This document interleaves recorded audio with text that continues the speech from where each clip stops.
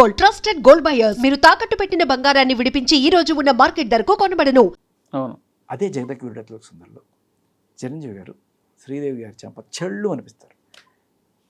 ఇటువంటి నిన్ను ఇంత మంచిదాన్ని పట్టుకుని నేను కొట్టాను అని చెప్పి ఆయన చైన్ వేసి దాని మీద ఏదో కూస ఆబ్జెక్ట్ ఉంటుంది, దాని మీద కొట్టి రక్తం వచ్చేట్టు చేసుకోవడానికి ఆపుతుంది.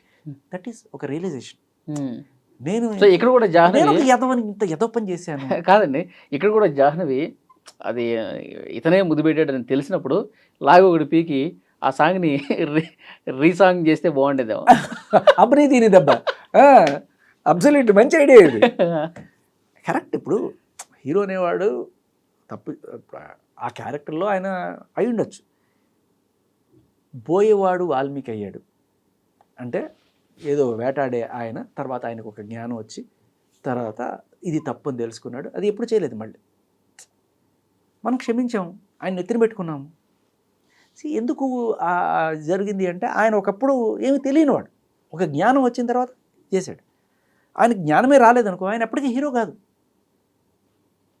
నువ్వు హీరోగా చూపిస్తాను అనుకున్నప్పుడు ఓకే, ఇనిషియల్గా వాడు సిగరెట్లు తాగని, మందు కొట్టని, లేకపోతే ఏ అమ్మాయిలతో తిరగని, ఏదో పనులన్నీ చేయని, బట్ ఒకనొక స్టేజ్లో తను రియలైజ్ ఇవన్నీ తప్పు అని అనుకున్నప్పుడే ఆయన హీరో.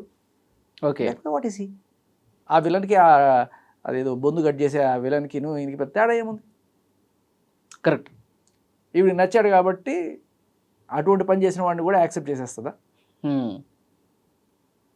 నువ్వు హీరో కాబట్టి నువ్వేం చేసినా చేసేసుకోవచ్చా? అంతే, లాజిక్లెస్గా ఉంటుంది. కాబట్టి ఆ విషయంలో కొంచెం జాగ్రత్త తీసుకుంటే బాగుండేది. వెయిట్ ఉండాలి. ఆ వెయిట్ లేదు.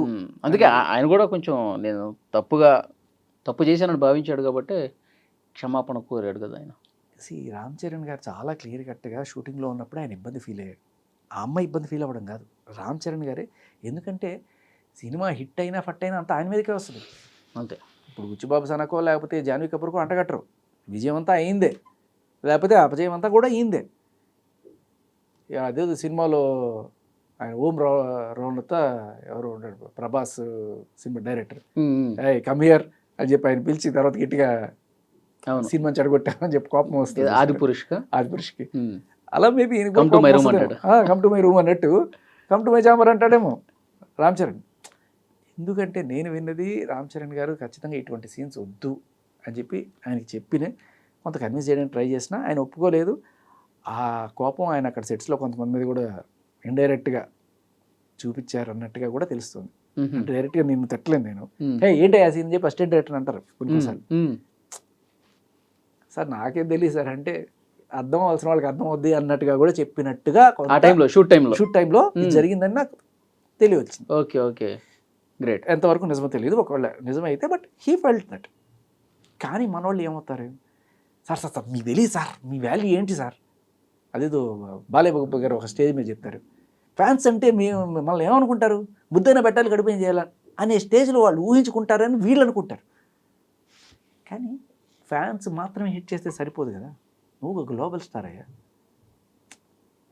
నీకు అనిపించుండొచ్చు, తప్పు అనిపించుండొచ్చు, and you should make sure. అంటే కొన్నిసార్లు ఏంటంటే మొహమాటాల్లో కొన్ని ఇవైపోతాయి.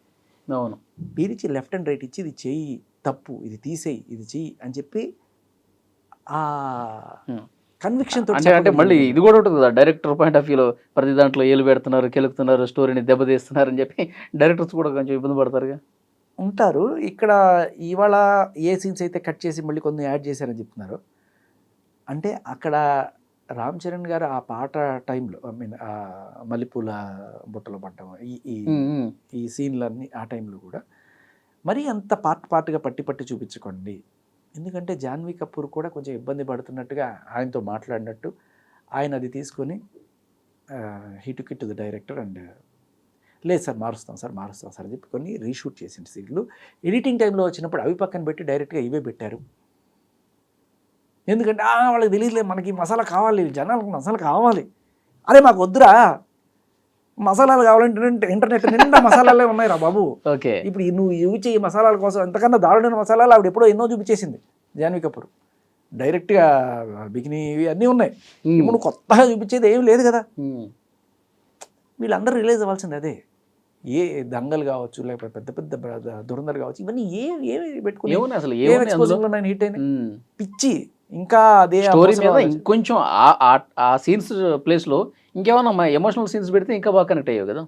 ఒకవేళ నీకు అంతగా చూపించాలి అని ఉంటే నీ డైరెక్టర్ తెలివితేటలు ఏముండాలి అంటే ఆ కంటెక్స్ట్ క్రియేట్ చేయగలగాలి. ఆ సందర్భం నువ్వు అంత అది తప్పదు ఈ సందర్భం అనే టైంలో ఆవిడ అలా చేయాల్సి వచ్చింది అన్నట్టు చూపించు. కరెక్ట్. సో అటువంటి ఇది లేకపోతే ఇలాగే విమర్శలు పాలవుతారు. But still right. ఇది మాత్రం పక్కన పెట్టేస్తే సినిమా ఈజ్ మంచిగానే పోతుంది. మంచి Okay. మెసేజ్ ఉన్న సినిమా. అండ్ రామ్ చరణ్ గారు చాలా అద్భుతమైన పెర్ఫార్మెన్స్ అయితే ఇచ్చారు. ఈ రోజుతో 1 వీక్ అవుతున్నట్టుందిగా సినిమా రిలీజ్ అయ్యి.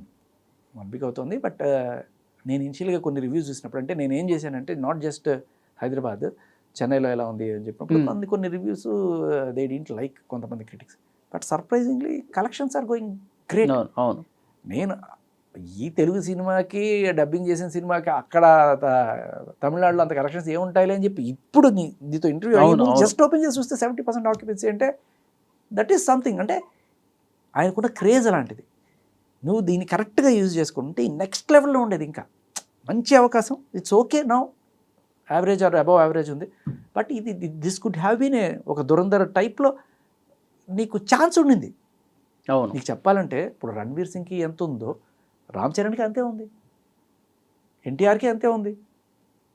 వీళ్ళు ఇప్పుడు అంత విరగబడి చూడడానికి కూడా కానివ్వండి వాళ్ళ ఇమేజ్ ఆ స్టేజ్కి వెళ్ళిపోయింది ఇప్పుడు.